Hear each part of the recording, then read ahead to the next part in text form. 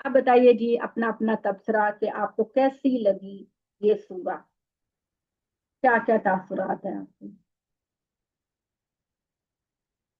जी। बहुत किसे कहे ना, ईमान अफरोज आपा कि सबर ईमान कैसे अफरोज। करें, हसद से कैसे बचे, मुश्किल में अल्लाह के वक्त अल्लाह पे ट्रस्ट कैसे मेंटेन किया जा सकता है। माशाल्लाह, सुभान अल्लाह। एक सूरा के अंदर पूरा पैकेज है, हिदायत का भी, मुश्किलात में सब्र और इस्तिकामत का भी, इंतहाई नामुसाइद हालात में अल्लाह की रस्सी को मजबूती से थामे रखने का भी, और फिर जब कामयाबी मिले तो तब भी अपने सर को झुकाए रखने का भी। और फिर सबसे बड़ी बात ये जिस कुरान मजीद की शान आखिर में बयान की कि इस वक्त इस पूरी कायनात में दुनिया में अगर हिदायत तस्लीम करनी है तो वो सिर्फ कुरान। बाकी कोई अपनी राय देना चाहता जी। जी, अस्सलाम वालेकुम आपा। तलत बात लाल कर रही हूँ। जी। जी, आपकी तो माशाल्लाह सारी मैंने तफसील से सुनी और बहुत आपने प्रिसाइजली इस आयत को बयान किया। अच्छा आपा, एक चीज़ मुझे बड़ी सरप्राइजिंग लगी कि नबी की देखें औलाद हैं, एक 10 बेटे किस तरह के और बाकी 2 बेटे किस तरह के, वो एक ही नबी की औलाद हैं। एक ही नबी की औलाद है। तो देखिए बात मतलब सुने। देखिए हाँ जी आप बात कंप्लीट कर लिए, कीजिए बात। जी, वो बस ये सरप्राइजिंग था कि वो नबी अपने उन 10 बेटों के इखलाक को मतलब वो राह रास्त पे आ ही ना सके, वो 10 बेटे। हाँ बिल्कुल। बड़ी इसमें नौ मुझे नौ ज्यादा बदतर थे। नौ के बारे में आता है कि वो ज्यादा बदतर थे। और इसके अंदर जो एक यहूदा था, जो जिसको जी। कहा ना कबीर यहूदा जो था वो इनकी निस्बत बेहतर इंसान था। वो अच्छा। था तो असल में जो हसद था वो सुतेलेपन का था ना। हसद बिल्कुल। सुतेलेपन का था ना। वो आपकी देखिए कि यही वाला बेऐन ही मामला यहूद और मुसलमानों का है। हजरत हम्म। इस्माइल और हजरत इसहाक का है ना। यही वाला हम्म। मामला है कि दोनों सुतेले भाई थे। और यहूद जिस हसद में और जिस बुग़्ज़ में मुब्तला हुए और आज तक हैं, आज तक वो इस हसद में मुब्तला हैं कि जो है वो आखिरी नबी वो इस्माइल की औलाद में क्यों आया, वो हमारे हम्म। बनी इसराइल की औलाद में क्यों नहीं आया। तो वही सुतेलापन हजरत यूसुफ के भाइयों ने किया। अब आप ये बिल्कुल ऐसे देखिए ही। कि आप इस बात पे, मैं तो इस बात पे हैरान होती हूँ कि सारे इंसान आदम की औलाद हैं। आदम हम्म। हमारा बाप, हव्वा हमारी माँ। लेकिन हम आगे से जो नस्ल चलती है, हसद, बुग़्ज़, नफरत, लड़ाई, एक दूसरे को गिराने की कोशिश, मैं तो फलां हूँ, फलां छोटा है, घटिया है, ये सारे मनफी ख्यालात ये कहाँ से आए। अगर हम ये हम्म। सोचें कि सारे आदम और हव्वा की औलाद हैं, अल्लाह की मखलूक हैं, अल्लाह ने हमें आजमाइश के लिए पैदा किया है, किसी को उसने ऊंचा मुकाम दिया, किसी को नीचा मुकाम दिया, तो ये झगड़े और लड़ाइयां ही खत्म हो जाएं सारी की सारी। लेकिन हम इस तरह से नहीं सोचते ना। जी। जी बनी बिल्कुल। इसराइल बनी इसराइल की हसद की वजह कि भाई ये इस्माइल की औलाद में, भाई आप इस बात को इस तरह से देखें कि अल्लाह के पैगंबर जिसको चाहे वो भेजे, जिसको चाहे किस नस्ल से भेजे। हमारा काम तो हम्म। अल्लाह की बात को मानना है ना।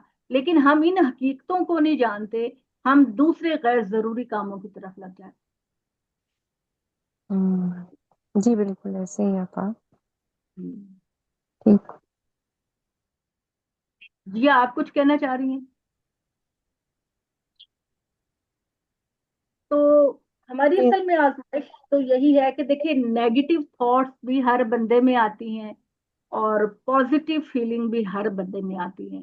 तो हमारी कोशिश यही होनी चाहिए कि हम नेगेटिव थिंकिंग को खत्म करने की कोशिश करें, उस पर काबू पाने की कोशिश करें, और पॉजिटिव चीजें जो हैं उनको उभारने की कोशिश करें।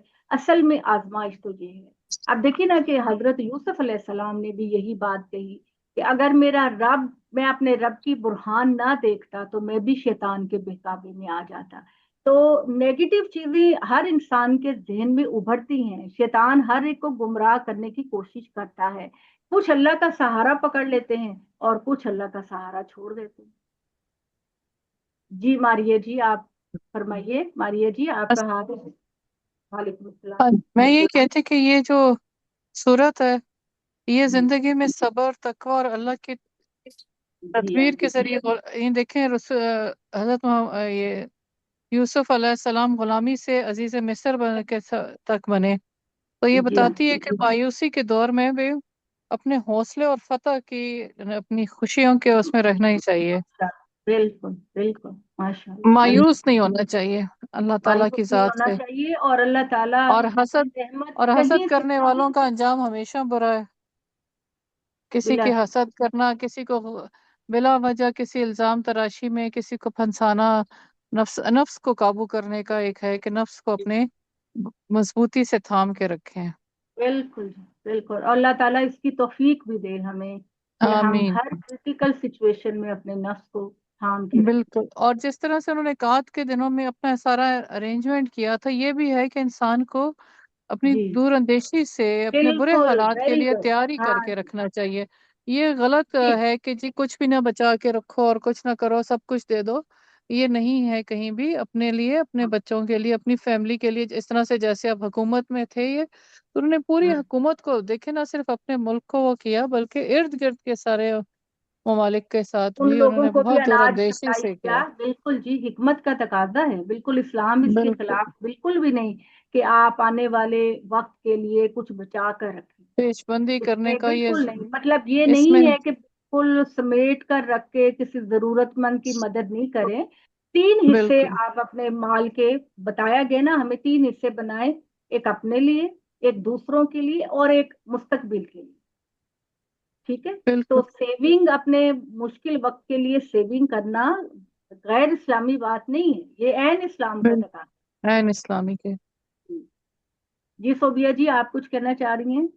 जी आपा, यहाँ पे सब्र जमील की जो है एग्जाम्पल्स कायम हुई हैं, जैसे हजरत याकूब की, हजरत यूसुफ की, जहाँ पे उन पे कहा कि जब प्याला जो गुम गया था और वो मिला तो कहता है इसके भाई ने भी किया, वहां पे भी हजरत हाँ यूसुफ हाँ, खामोश रहे, वही ना। हालांकि उनको इख्तियार था।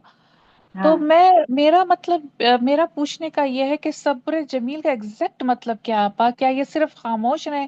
कभी कभी हम होता है ना कि अल्लाह से शिकायत कर बैठते हैं, तो वो फिर हाँ, क्या गुनाह के जमरे में आएगा? नहीं।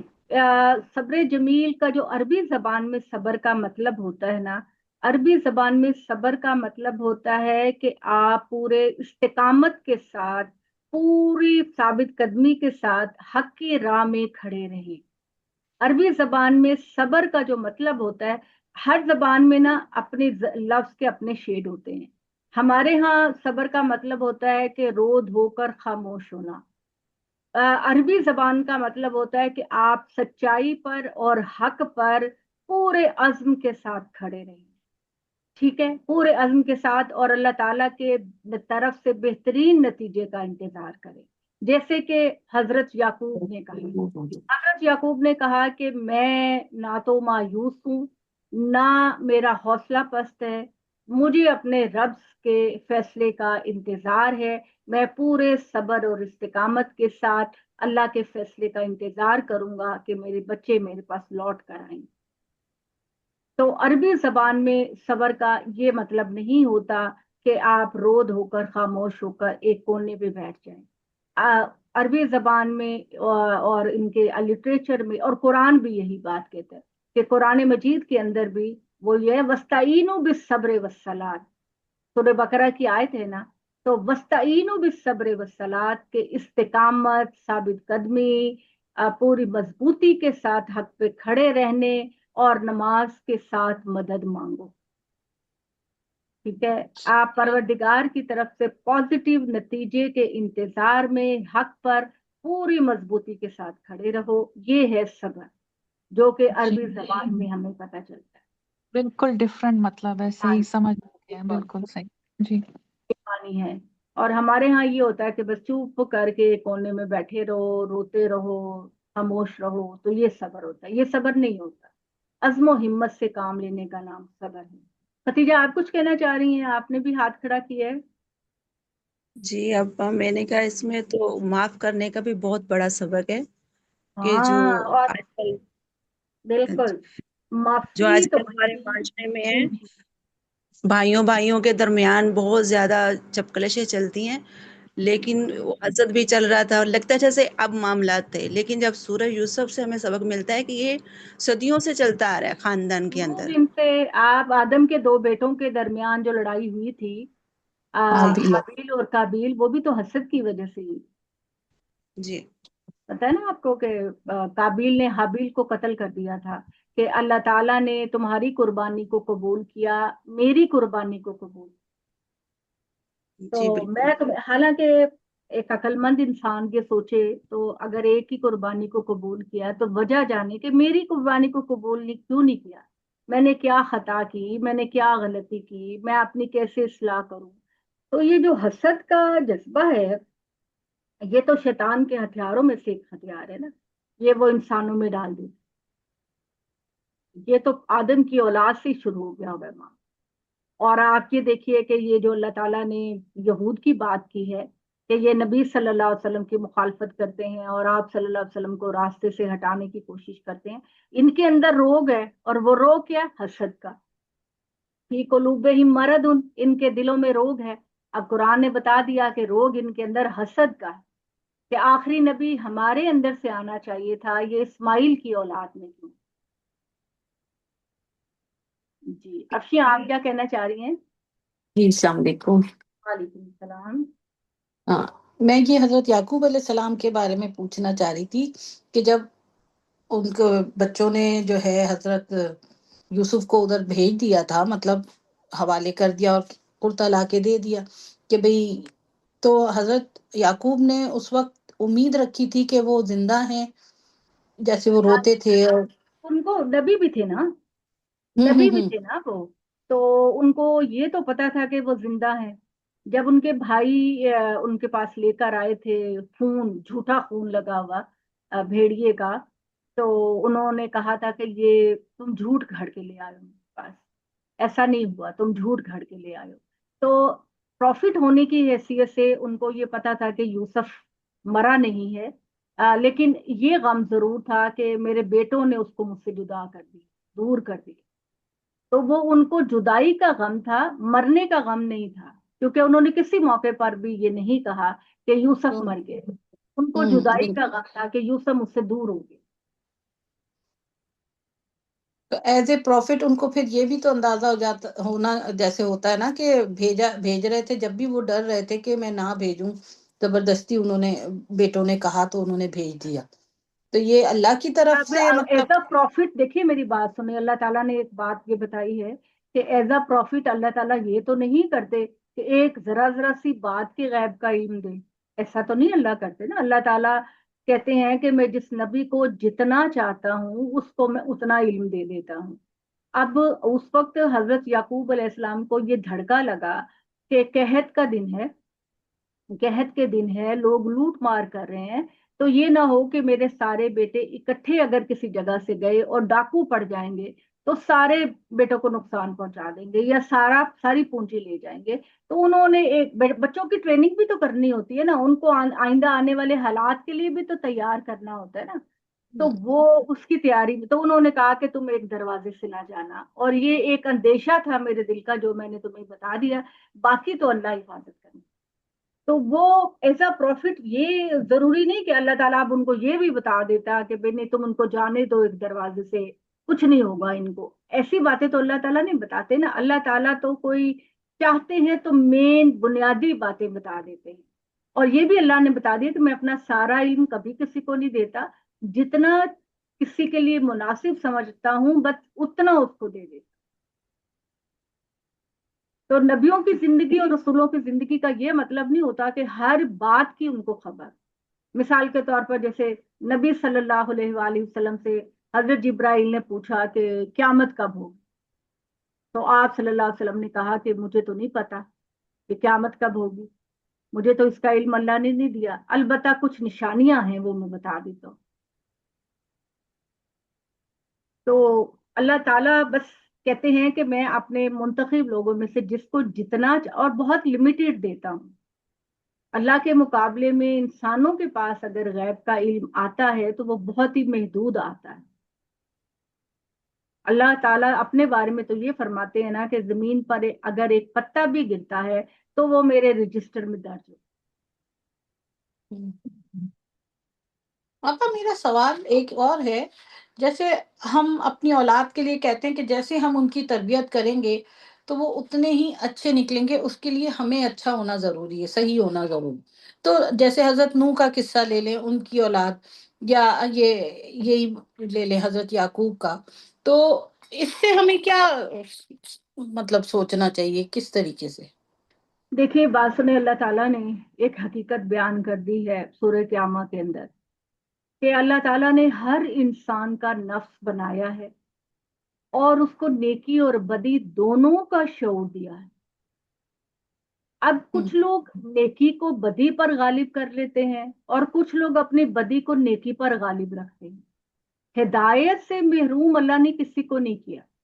یہ نہیں کیا اللہ نے کہ نوح کے ایک بیٹے کو تو ہدایت نہیں دکھائی اور باقی اولاد کو ہدایت دکھا دی، ایسا نہیں کیا۔